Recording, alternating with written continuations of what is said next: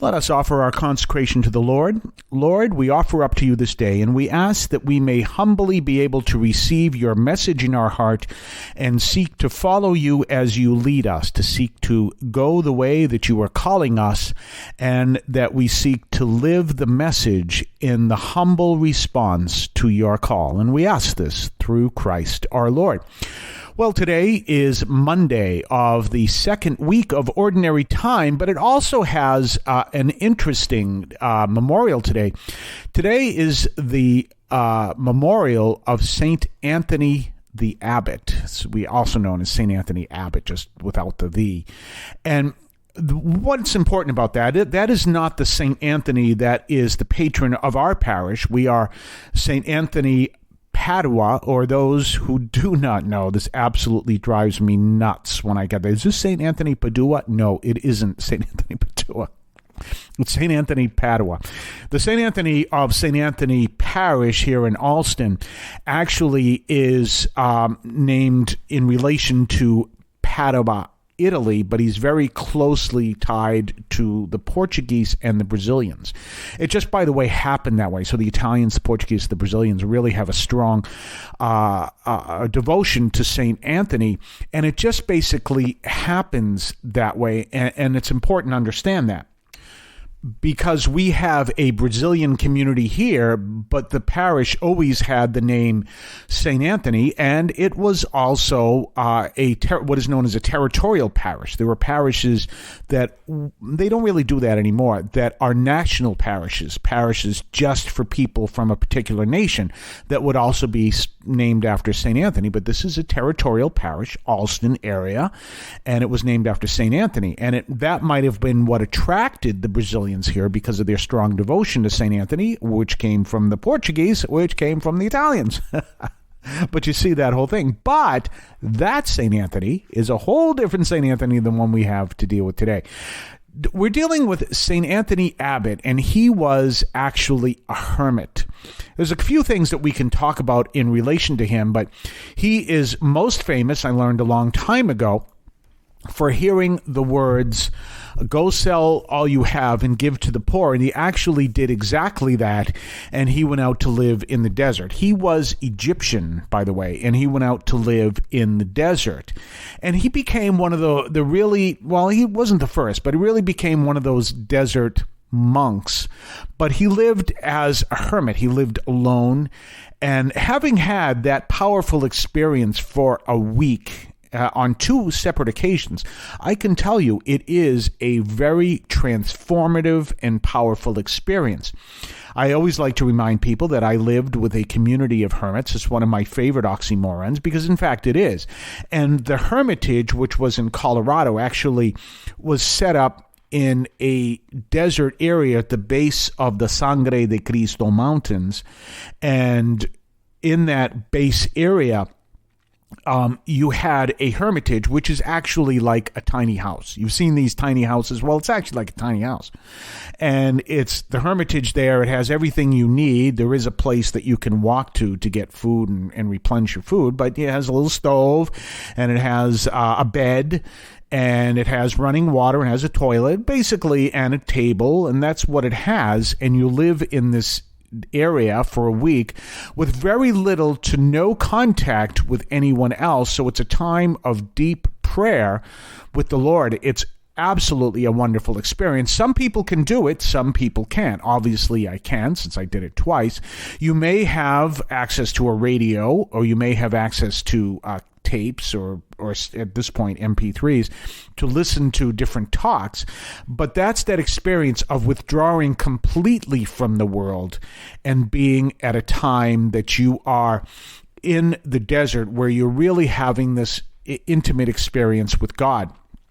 Apparently, when I first went out there, the diocese needed to notify me that they were transferring to another parish, and so they tried to contact me, and they had a general idea where I was. I mean, obviously they knew from the parish. I left information, but they actually only had, I think, a cell phone that was owned by one person, and they really I forget the contact, but trust me, I was not able to be contacted. I was out in the middle of the desert. I didn't even know if there was cell phone service out there where we were, and where I was. There was no where I was, and so the diocese tried to get in contact, and they're trying to find out where I am, and finally they contacted the diocese of Pueblo, Colorado, which of course was the diocese where this hermitage was located.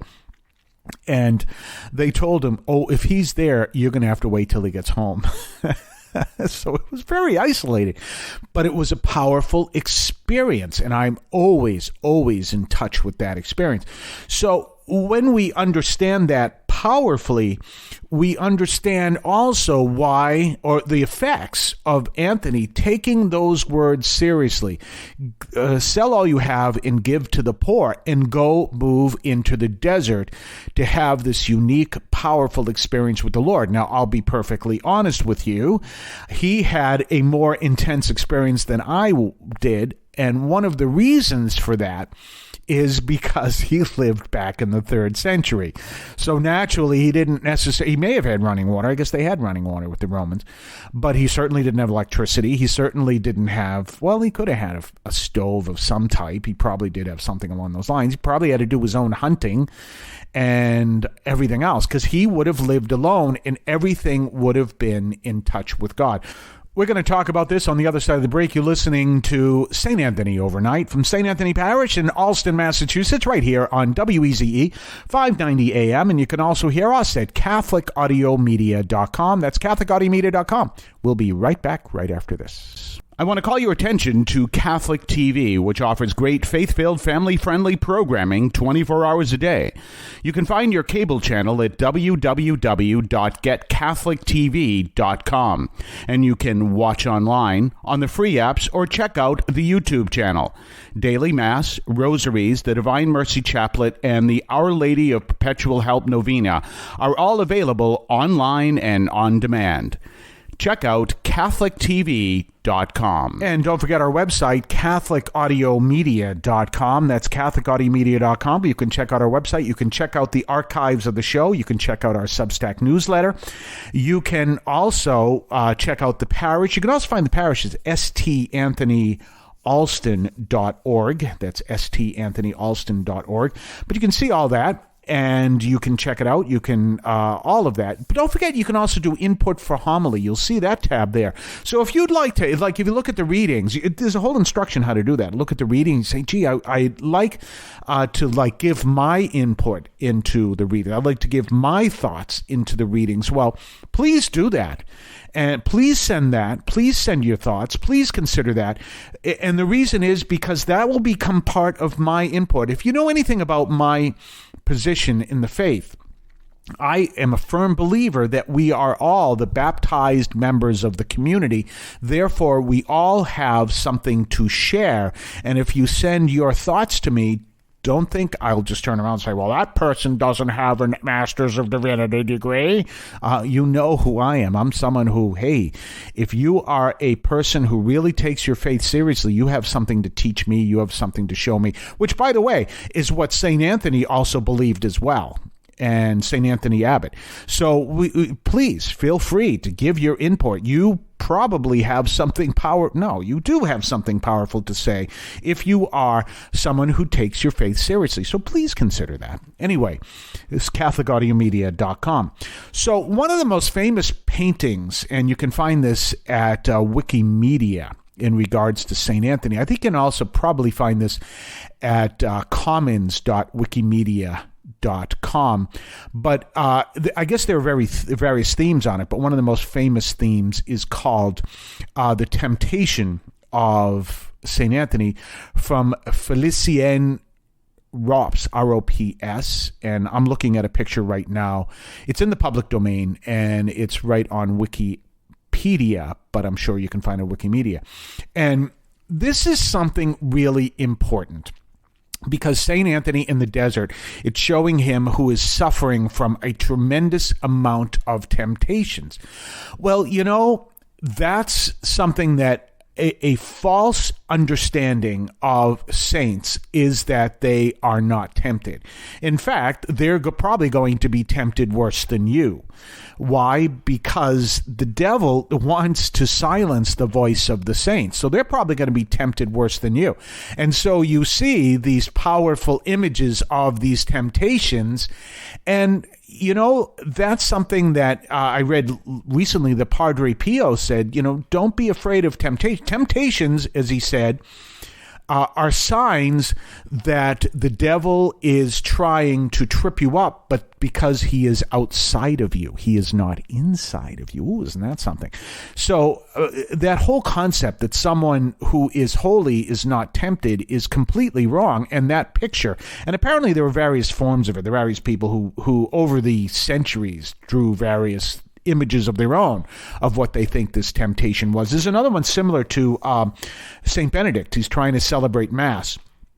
And St. Anthony, I do not believe, was a priest. St. Benedict was.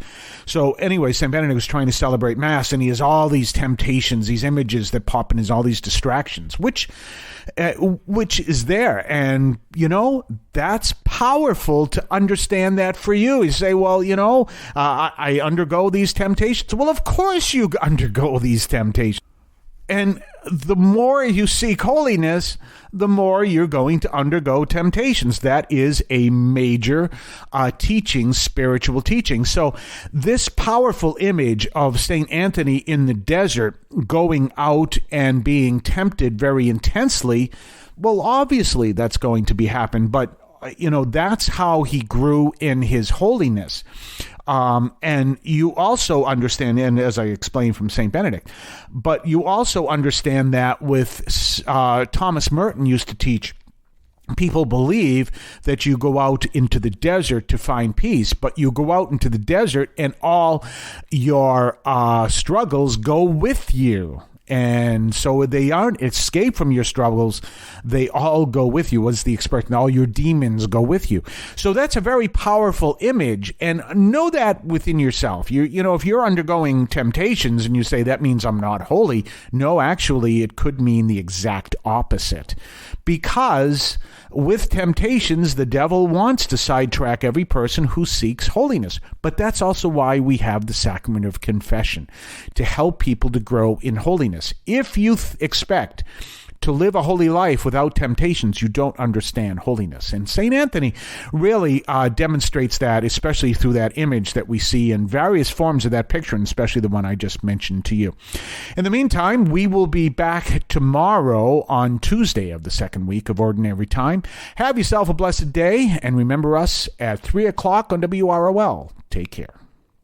In Cristo vivimos.